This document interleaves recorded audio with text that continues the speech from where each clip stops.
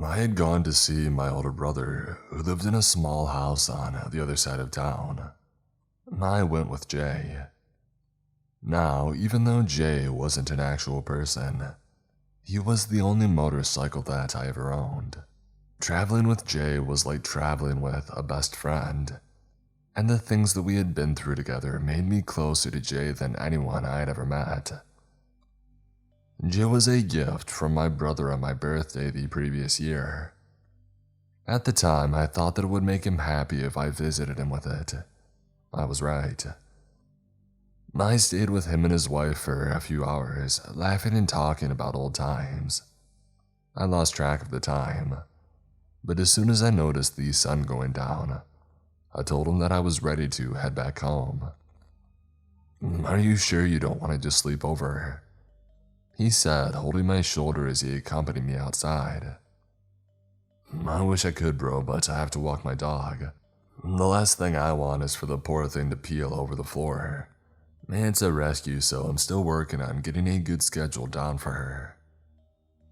We said our goodbyes as a chorus of locusts and crickets chirped in the background. I left just as the sun dipped beneath the horizon. I had two options for the journey home: a shorter, more popular road, or a longer back road that I avoided at all costs. The rumors and horror stories from the area almost always involved that road. I decided to do what I normally did and take the shorter road.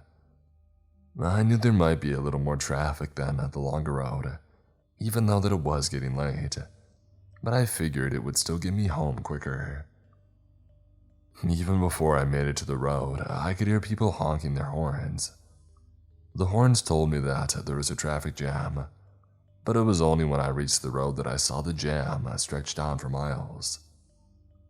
I cursed under my breath and my heart started to pump a little faster, as I debated turning around and going down the long, lonely road instead.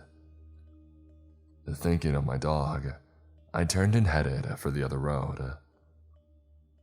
I remembered hearing stories of gruesome murders and strange disappearances happening along the long road. Despite the fact that I had always believed the stories were a hoax, the legend most of the nearby towns and cities had believed for far too long, a black cloud of doubt swirled at my chest. By the time that I made it to the back road, it was dark, so I proceeded with caution. There were only a few streetlights every so often, and there were a lot of twists and turns. A line of weeping willows formed a perimeter just beyond the shoulder, and beams of moonlight stabbed through the branches and the leaves. Nearly halfway through the road, my bike started making a choking sound, and the engine stopped. I eased off to the side of the road to check things out. I looked up and down the street. No one was around. I checked Jay to see if the problem was something that I could fix myself. Unfortunately, it wasn't, so I called my brother. At first, he said it was too late for him to come to me, but after a minute or so of persuading him, he said that I should expect him in about an hour. I debated playing a game on my phone while I waited, but I was low on data for the month, so I decided to just look around. Insects were buzzing in the nearby forest, and it created a constant cacophony, and every so often, a firefly sparked. I checked the road from time to time, but no other cars came by.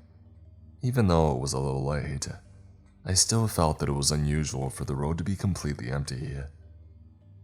A full moon hung overhead, and seeing how bright it was, it made me notice that there weren't any streetlights. The minutes ticked by, but it felt like hours. I checked my phone and I started to panic. The screen had dimmed and the low battery warning had appeared, and suddenly everything about the situation just felt too wrong. Like I was living out a scene in one of the Final Destination movies. In an attempt to conserve the last bit of battery life my phone had, I turned the screen brightness to the lowest setting and put it to sleep in my pocket. All by myself on the dark, empty road, a deep sense of loneliness rolled in like a thick fog. The buzz of insects grew louder until it turned into a ringing in my ears. Hee hee hee. The soft chuckle was crystal clear, and I whipped around. The chuckle came from a nearby bush. The chuckle continued and the sound of a child running joined in. The branches rustled a little, but no one appeared. Even though it sounded like a child, there were no overt signs of danger or hostility. Something about the laugh unsettled me. I backed away slowly, but decided to call out. I grabbed my motorcycle helmet and held it up in the protective stance as I spoke. Hello? The laugh immediately stopped, and as did the sound of all the insects in the forest, but a strong gust of wind blew through the trees. And then everything fell silent for at least 2 minutes. I remained spooked, so I risked losing the remaining battery life of my cell phone with an attempt to see if my brother was close by. But my phone never connected, and I realized that I no longer had any signal. The footsteps on dry leaves pulled my attention away from my phone, but this time there was no laughter. As I tried to make sense of the whole thing, a child's voice spoke from the bushes. Hello? Help me. I was too petrified to move or respond. Help me, it came again. I'm lost. And that's when I recalled the terrifying stories and legends about the road, and the reports of people seeing things that they never recovered from. What would a child be doing in the bushes at this time of night? I thought, trying to convince myself that I wasn't scared and the situation was completely normal. A chill shimmered up my spine. I still didn't see any signs of my brother or any other car in either direction. As I was about to decide my next line of action, the child's voice came again. Will you help me, sir? Who are you? I managed to say, suddenly realizing that I was shaking. My name is Chalk, the boy said. My fears suddenly turned into a certain aggression. Listen, whoever you are, this isn't funny. I want you to come out of there and... A few seconds later, Chalk stepped out.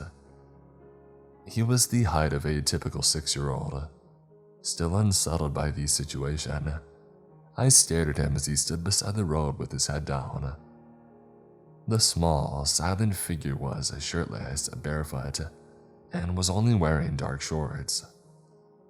Alarm bells continued ringing in my head. It was cold, and there was no reason why a kid should be outside without any clothes. And the fact that he hadn't lifted his head up yet, it made my heart beat faster. The light from the moon revealed that he had an oddly colored, pale skin, suggesting that he might have been out in the cold for a long time. And then he raised his head up and he looked at me, and I stepped back in horror.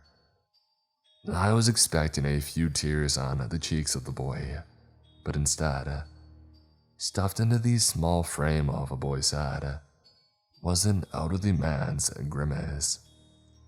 Seeing my terror, he lowered his eyes and a crooked smirk pushed deeper wrinkles around his face.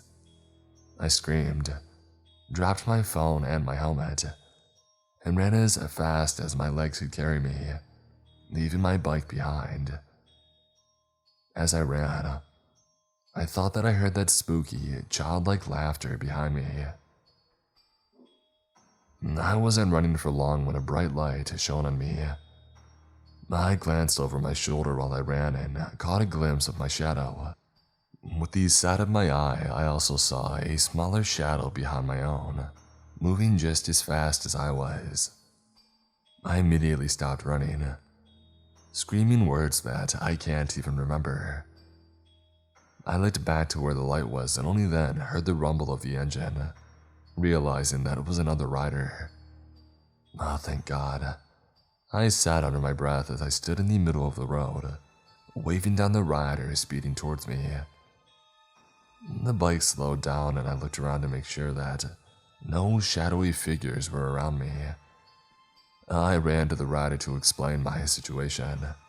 "Oh, thank you. Please, Ken." My lips froze and my heart skipped a beat. On the bike was Chuck, his ghastly smirk spreading across his face again. A demon, a ghost, an alien. I had no idea what this humanoid figure was.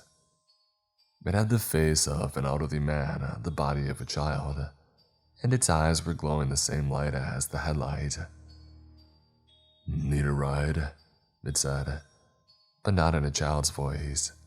Now it spoke in a man's deep voice. I screamed for what felt like the 100th time that night and ran back toward Jay. As I ran, I noticed the motorcycle didn't move, so I assumed the figure was off the bike pursuing me again. I ran even faster. From the distance, I could see the now dim light of my phone. Before I could get to my phone, I felt headlights on me again. I was exhausted, but I still rushed to my motorcycle and tried to start it up again, hoping for a miracle.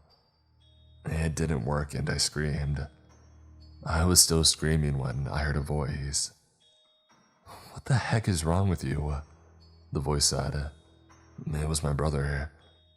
He got out of the truck with a look of confusion plastered on his face. I rushed to him, panting. "We need to go," I said, and I pulled him to his truck. "What? What about your bike?" he tried to say, pointing at Jay by the side of the road. "We have to go now," I screamed at him again, almost in tears. He was startled, but he got into his truck and we drove off. "What's wrong?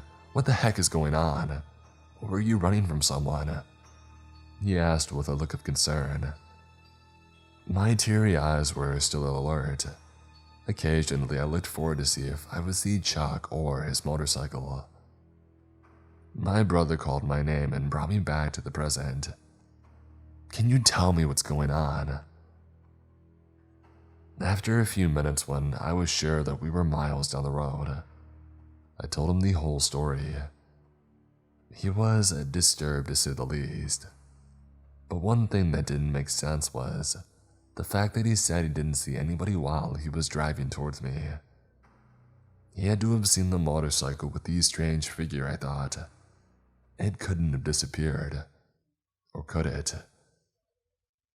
He dropped me off at my house after I said that I didn't want to go to the police that night. I fed my dog, let it run around outside for a bit, and I wept like a boy the whole time. After my dog had been fed and walked and I had eaten a little bit, I sat on my sofa and I dwelled on the events of that night. Soon, a faint tapping registered on one of the windows, right in front of the house. My nerves shot straight through the roof. I listened as my heart began to beat faster.